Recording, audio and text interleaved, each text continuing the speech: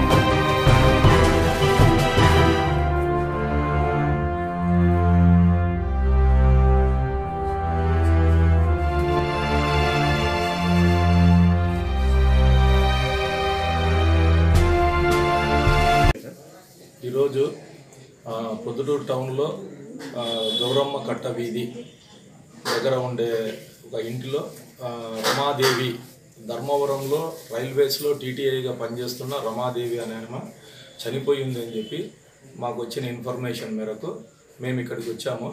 ఇక్కడ వచ్చి మేము ఇంటిని పరిశీలిస్తే ఆమె ఇంట్లో పడగ గదిలో మంచం మీద చనిపోయి పడి ఉంది. ఆమె పక్కన వ్యాస్మాలు సీసా పడి ఉంది. ఆమె ముక్కు నుంచి నోరు నుంచి నురుగా వస్తూ ఉంది.